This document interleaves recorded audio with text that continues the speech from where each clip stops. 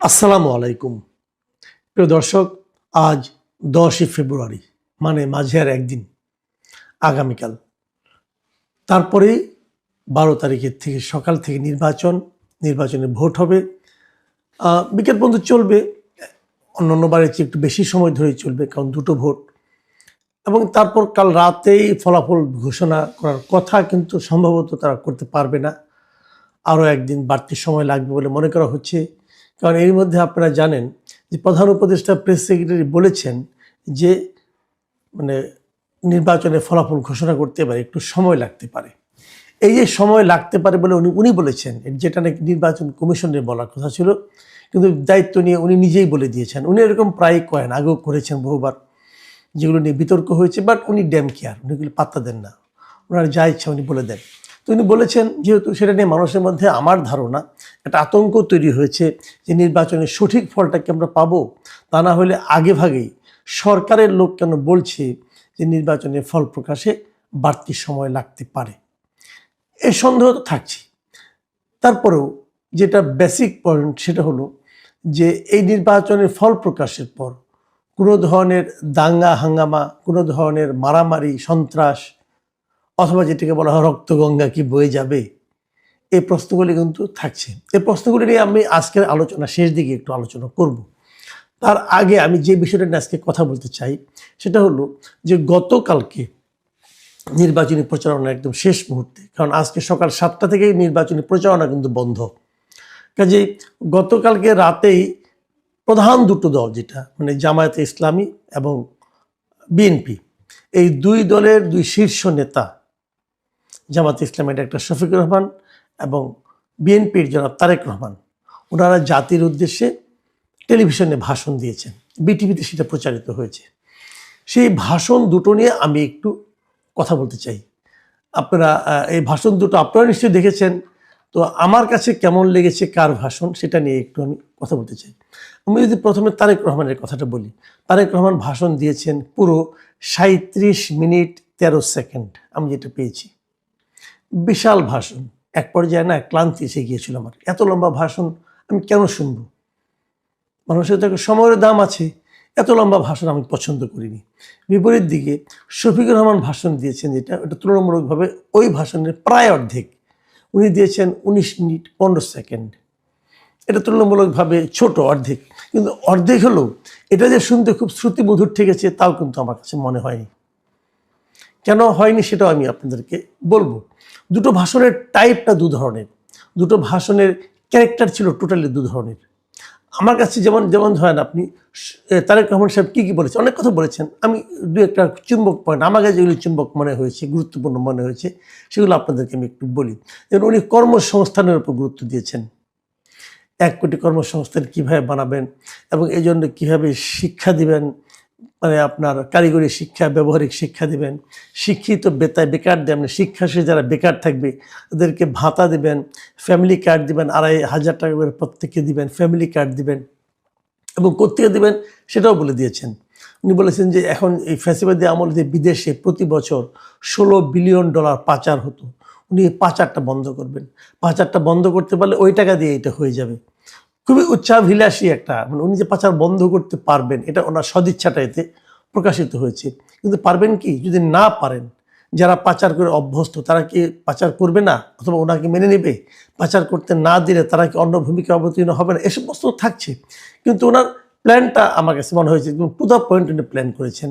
এবং উনি বলেছেন যে রাষ্ট্রের মালিক আসলে জনগণ, সেটা কেবল খাতায় কলমে থাকে। উনি করে দেখাবেন যে জনগণের যার যে অধিকার, সেগুলো উনি যাতে নিশ্চিতভাবে পায় সেই ব্যবস্থা উনি করবেন। উনি একদম টু দ্য পয়েন্ট আরও কিছু কথা বলেছেন। মসজিদের এবং বিভিন্ন ধর্মীয় প্রতিষ্ঠান যেগুলো আছে অন্যান্য ধর্মের, এখানে যারা নাকি ধর্মগুরু যারা আছে, মসজিদের ইমাম, খতিব, মুয়াজ্জিন যারা আছে, এদের অর্থনৈতিক সুবিধার কথা উনি বলেছেন, যাদের অর্থনৈতিক সুবিধা দেওয়া হবে। এটা আমার কাছে খুব গুরুত্বপূর্ণ মনে হয়েছে। দেখুন, ইসলামে একটা এলাকার মসজিদের যিনি ইমাম থাকেন, খতিব থাকেন বা মুয়াজ্জিন থাকেন, এরা কিন্তু ধর্মীয়ভাবে খুব সম্মানিত ব্যক্তি, কিন্তু তাদের জীবনযাপন কিন্তু খুব দরিদ্র হালে কাটে, কারণ তাদের তো আর কোনো ইনকাম নেই। এই জন্যই তারা করে কি, ওই এলাকার যা নাকি দুষ্ট লোক আছে কিন্তু অর্থশালী লোক আছে, তাদের কথা শুনতে বাধ্য হয়। কাজে এরা যদি নিজেরা স্বাবলম্বী হয়, তখন আসলেই তারা কিন্তু ওখানকার সমাজের অনেক গুরুত্বপূর্ণ বিষয়ে স্বাধীনভাবে মতামত দিতে পারবেন। আমি মনে করি এটা খুব জরুরি, কারণ আমাদের এই দেশটা আপনি চান বা না চান এটাই বাস্তবতা যে এখানে ধর্মীয় আলেমদের একটা গুরুত্ব কিন্তু আছে। তাদেরকে স্বাবলম্বী হওয়ার সুযোগ যদি সরকারের থাকে তাহলে সেটা দেওয়া উচিত। আমার কাছে এটা ভালোই লেগেছে। তারপরে আরও অনেক কিছু বলেছেন উনি, যে পরিকল্পনা উনি যে নিচ্ছেন, উনি একটা কথা খুব গুরুত্ব দিয়ে বলেছেন যে আমরা তো অনেক পরিকল্পনা নেই, কিন্তু সেই পরিকল্পনা বাস্তবায়নে কিন্তু দুর্নীতি হয়, এবং এই দুর্নীতি উনি কঠোরভাবে দমন করতে চেয়েছেন। মানে উনি যে পরিকল্পনা নেবেন, যেমন আমি নিজেও কিন্তু অনেকবার বলেছি যে আপনি বলেছেন যে বস্তির জন্য আপনি বস্তিতে আপনি বানাবেন, ফ্ল্যাট বানাবেন, কিন্তু যাদেরকে বানাতে দিবেন তারা কি করবে? তারা তো চুরি করবে, এবং তারা তো সেখানে নিজের আত্মীয় স্বজনের নাম বসিয়ে দেবে। উনি ওই বিষয়টা কি নাম যায় না, উনি বলেছেন যে এই পরিকল্পনা বাস্তবায়নে যে দুর্নীতি হয় এটাকে উনি কঠোরভাবে দমন করবেন। এবং আরও বলেছেন, আমি এই শব্দটা আমার ভালো লাগছে, যে দুর্নীতি নিয়ন্ত্রণে যতটা কঠোর হওয়া যায় বিএনপি ততটাই কঠোর হবে। মানে ম্যাক্সিমাম কঠোরতা দেখাবে, মানে দুর্নীতির বিরুদ্ধে এক ধরনের জেহাদ বলতে পারেন। আরেকটা কথা বলেছেন, আমি বেশি লম্বা করবো না, বুঝতেই পারছেন প্রায় লম্বা তো ভাষণ, হ্যাঁ, আধা ঘন্টার বেশি ভাষণ বললে তো অনেক কথাই বলা যায়। যে কথাটা বলেছেন আরেকটা, সেটা আমি বলি, সেটা হলো যে এই 12 তারিখে আপনারা বিএনপিকে ভোট দিবেন, 13 তারিখ থেকে বিএনপির এমপিরা আপনাদের দায়িত্ব নেবেন, এবং এই দায়িত্বটা তারা ঠিক মতো পালন করছে কিনা সেটা দেখার দায়িত্ব আমি নিচ্ছি, মানে আমি তারেক রহমান নিচ্ছি। মানে মূলত যেটা বোঝা গেল যে উনি সামগ্রিকভাবেই পুরো জাতির দায়িত্বটা উনি নিজের কাঁধে নিতে চান এবং নেওয়ার কথা ওনার ইচ্ছা আছে। আমার কাছে ভালো লেগেছে, একজন নেতার এরকম বক্তব্য হওয়া উচিত। আমি যদি এর বিপরীতে ডক্টর শফিকুর রহমানের বক্তব্যটা 19 মিনিট 15 সেকেন্ডের বক্তব্যটা দেখি, আলোচনা করি, তাহলে আমরা কি পাই? জামাত নেতা ডক্টর শফিকুর রহমান উনি প্রথম থেকে যে কথাটা বলেছেন যে এই দেশটা ওনারা তরুণদের হাতে তুলে দিতে চান, তরুণরাই এই দেশের কাণ্ডারি হবে, তরুণরাই হাল ধরবে, তরুণরাই সবাইকে মিলে ঐক্যের বাংলাদেশ গড়বে। খুবই ইন্টারেস্টিং কথা। উনি এই সঙ্গে এই কথাও বলেছেন যে পরিবারতন্ত্রের উনি অবসান ঘটাতে চান, মানে পরিবারের পরিচয়ে কেউ ক্ষমতা দখল করবে এটা ওনারা চান না। বোঝা গেছে এই আলোচনাটা, সরাসরি আক্রমণটা তারেক রহমানের প্রতি উনি দিয়েছেন। লুটপাটের অবসানের কথা বলেছেন। তারপরে উনি প্রমাণ হিসেবে বলেছেন যে জামাতই পারবে, কারণ জামাতের অতীতে যারা মন্ত্রী ছিল, এমপি ছিল, তারা লুটপাট করেনি, তাদের বিরুদ্ধে দুর্নীতির কোনো অভিযোগ আসেনি, এগুলো উনি উল্লেখ করেছেন। এবং উনি বলেছেন যে নারীকে মূল্যায়ন করা হবে, নারীকে নিরাপত্তা দেওয়া হবে, কেউ যেন ভয়ের সংস্কৃতির মধ্যে বসবাস না করে সেটা দেখানো হবে। এবং উনি 3টা ক্ষেত্রের কথা বলেছেন যে দেশের উন্নতি করতে হলে এই 3টা ক্ষেত্রে উন্নতি করতে হবে, এবং এই 3টা ক্ষেত্রে কী করতে হবে? শিক্ষায় সংস্কার আনতে হবে, বিচার বিভাগ আমূল ঢেলে সাজাতে হবে, এবং অর্থনীতির সংস্কার করতে হবে। এই 3টাকে উনি মেইন টার্গেট হিসেবে বলতে চেয়েছেন। তো প্রবাসীদের নিয়ে কথা বলেছেন। তারপরে আপনি বলেছেন যে আমাদের পরিবর্তনে একটা মহা সুযোগ এসেছে, আমরা যেন এই সুযোগটা হেলায় না হারাই, এবং বারবার উনি কিন্তু তরুণদের হাতে ক্ষমতা দিতে চেয়েছেন।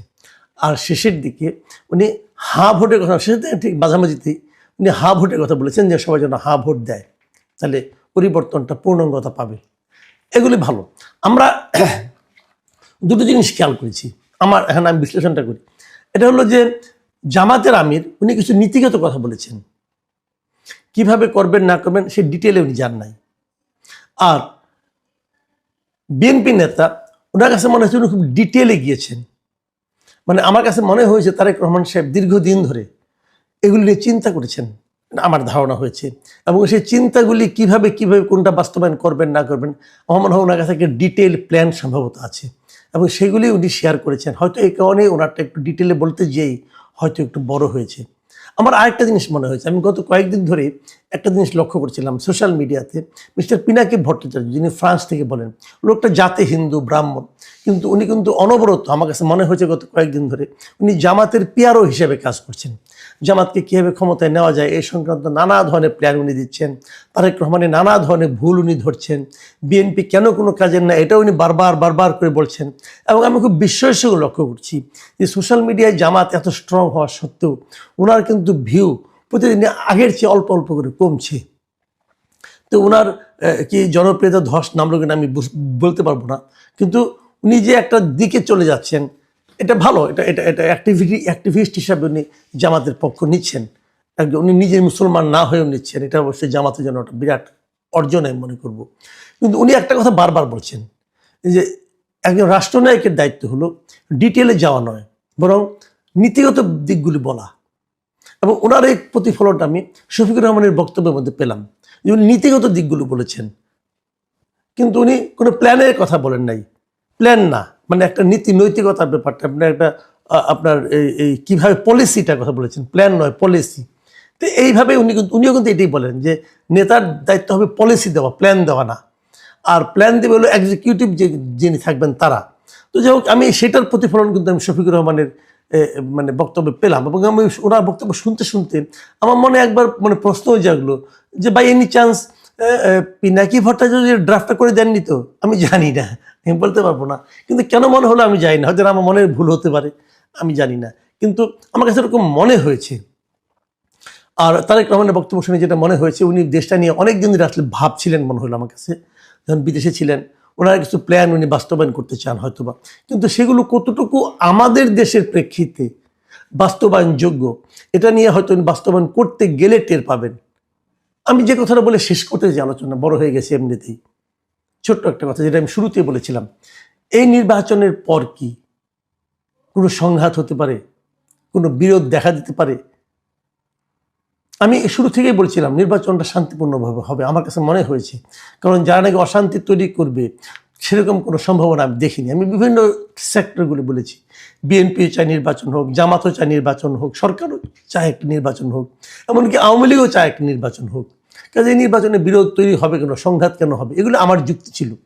আমার যুক্তি সবসময় ঠিক হবে তা তো আমি মনে করি না। আমিও তো মানুষ, তাই না? আমার সীমাবদ্ধতা আছে, জ্ঞানের সীমাবদ্ধতা আছে, চিন্তার সীমাবদ্ধতা আছে, যদি ভুল তো হতেই পারে। কিন্তু এখন আমার মনে হচ্ছে এই দুইটা বক্তৃতা শোনার পর নির্বাচন পরবর্তী পরিস্থিতি নিয়ে আমি একটু উদ্বিগ্ন।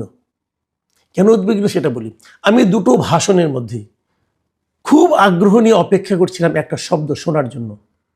সেই শব্দটা হলো, দুজন নেতাই বলবেন যে 12 তারিখে নির্বাচন হবে, জনগণ যে রায় দেবে আমরা সেটা মেনে নেব। মানে জনগণ যদি আমাদের বিরুদ্ধে রায় দেয় আমরা মেনে নেব। এই কথাটা আমি কোনো নেতার বক্তব্যে পেলাম না। অথচ গণতন্ত্রে কিন্তু এটাই মূল বক্তব্য। গণতন্ত্রের মূল বক্তব্য হলো আমি জনগণের মতামতকে শ্রদ্ধা করি। জনগণ যদি আমার বিরুদ্ধে মতামত দেয় তবুও আমি মেনে নেব। আমি ভাববো আমি যা করেছি তার জন্য এটাই আমার প্রাপ্য ছিল। কিন্তু এই বক্তব্যটা আমি এই দুই নেতার কারো কাছ থেকে পেলাম না।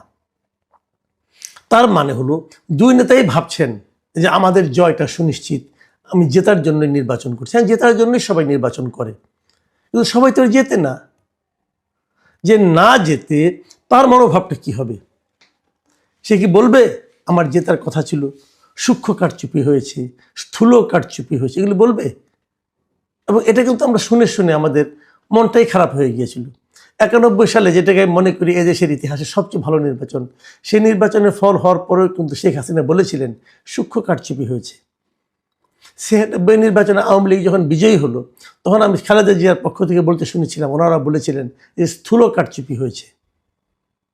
তো এগুলো বললে কি হয়, জনগণকে অপমান করা হয়। মানে জনগণ যে